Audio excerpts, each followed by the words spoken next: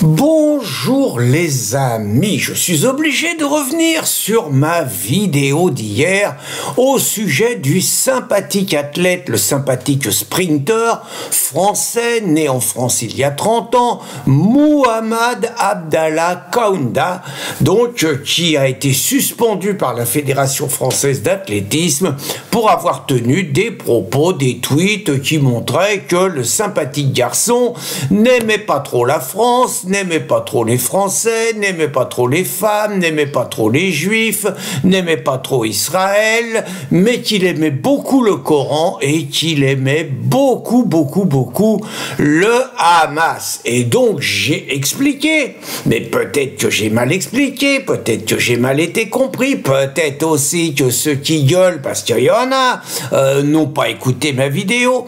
J'avais expliqué qu'on me paraissait partir avec la démarche de suspendre cet athlète par sa fédération dans une dérive totalitaire où finalement dans l'instrumentalisation du sport qui se développe de plus en plus aux ordres du nouvel ordre mondial, eh bien, on allait voir les fédérations se transformer en espèce de commissaire politique du politiquement correct et finalement décider que les seuls qui avaient le droit de faire du sport seraient ceux qui seraient dans le genre de l'idéologie dominante et que tous les dissidents qu'ils s'opposent, qu'ils pensent que l'islam est pas bien, qu'ils pensent que l'invasion migratoire c'est pas bien pour la France, qu'ils pensent que Poutine n'est pas si méchant, qu'ils pensent qu'on nous manipule avec tout le sanitaire, le virus du singe, le Covid avant, qu'ils pensent que le climat c'est du pipeau et autres sujets, qu'on est marre de la dictature woke, LGBT et tout,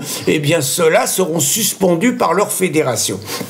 C'est ça que j'ai expliqué.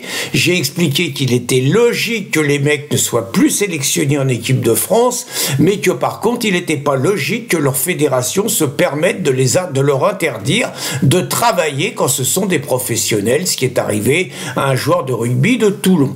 Voilà, alors je comprends que présenté comme ça, je n'ai pas développé le reste et que ça puisse apparaître comme, finalement, tu défends un islamiste, parce que c'est un islamo le mec, hein. Tu défends un islamo, pour une fois que la fédération fait quelque chose, t'es pas d'accord, vous êtes toujours contre tout et tout. Alors attention, je peux pas tout vous développer dans une vidéo. Il n'empêche que la question de ce Mohamed Abdallah Kaounda, donc c'est la question de millions et de millions de personnes qui sont nées en France, qui ont fait des études en France, qui pour certains sont internationaux français et qui non seulement détestent notre pays, mais veulent imposer d'autres lois, d'autres normes, d'autres codes à notre pays. Je vous rappelle, juste une parenthèse, que 70% des jeunes musulmans de moins de 25 ans préfèrent les lois de l'islam, la charia, aux lois de la République. Je vous rappelle qu'on a fait une étude et qu'on a la preuve que tous les imams, même modérés, qui évoluent en France, dans les mosquées françaises, rêvent d'une chose, c'est l'application de la charia en France. Étude de 3 ans par un journaliste qui a fait un travail absolument formidable. Donc la question que vous devez me poser, c'est qu'est-ce qu'on fait des millions de Mohamed Abdallah Kaounda qu'il y a en France? Qu'est-ce qu'on en fait? Écoutez, moi je vais être clair, la première chose, et c'est pas la première fois que je le dis, c'est que si on est lucide sur le fait que l'islam est en guerre de conquête en France, en Europe et dans le monde entier, qu'il joue sur la démographie, qu'il joue sur la ruse, qu'il joue sur la violence, qu'il joue sur la terreur qu'il inspire pour s'imposer, on est quand même un tout petit peu en état de légitime défense. Et en état de légitime défense, ça veut dire bien évidemment qu'on arrête l'immigration. C'est quand même un minimum. Alors là, je vous dis un programme, ce qu'il faut faire. Après, il y a les moyens de l'appliquer, c'est autre chose. Mais un programme, c'est clair qu'on arrête l'immigration. C'est clair qu'on interdit toute visibilité de l'islam, qui n'est pas une religion, qu'on ne fasse pas le coup de la laïcité. Qu'est-ce que ça veut dire interdire toute visibilité de l'islam? C'est très clair.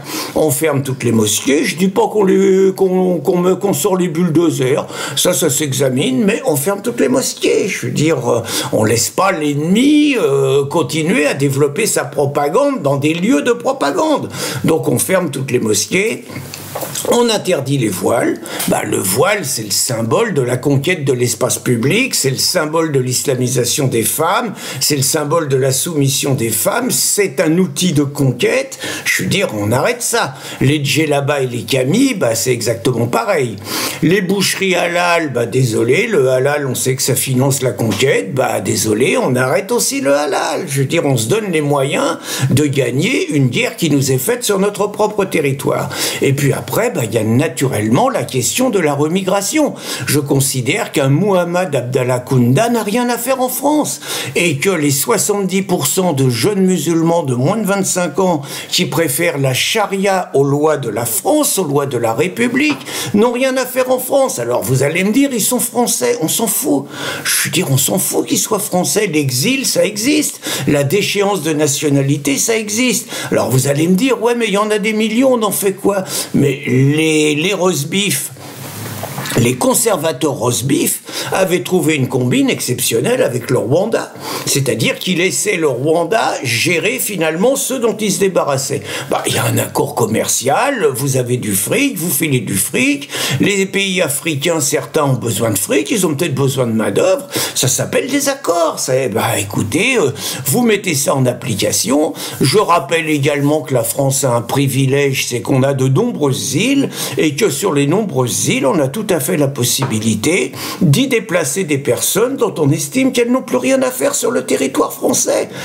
Je ne peux pas ne pas croire que la France, si elle en a la volonté politique, n'ait pas les moyens de régler et de se débarrasser de millions de personnes qui sont là comme une véritable cinquième colonne, comme un ennemi intérieur, et qui sont là simplement pour nous préparer la guerre quand on leur demandera de nous la faire, pour nous remplacer, pour nous éliminer, et pour imposer totalement un autre mode de vie, une autre France, avec la complicité des gauchistes, des insoumis et de toute la gauche, de la presse, des médias, des juges, de tout l'État, de tout l'appareil d'État, des mondialistes, de tous ceux qui dirigent le monde. Voilà, je veux dire, les choses sont claires. Donc, soit on veut se laisser bouffer comme ce qui est en train d'arriver aux Anglais, soit on veut que la France reste la France, et si on veut que la France reste la France, eh bien, je suis désolé, des millions, je dis bien des millions, de Muhammad Abdallah Kounda n'ont rien à faire en France, et il faut s'en débarrasser. Si après une vidéo comme ça, je me fais encore engueuler, là je vous préviens, ça va tomber. Bonne journée les amis.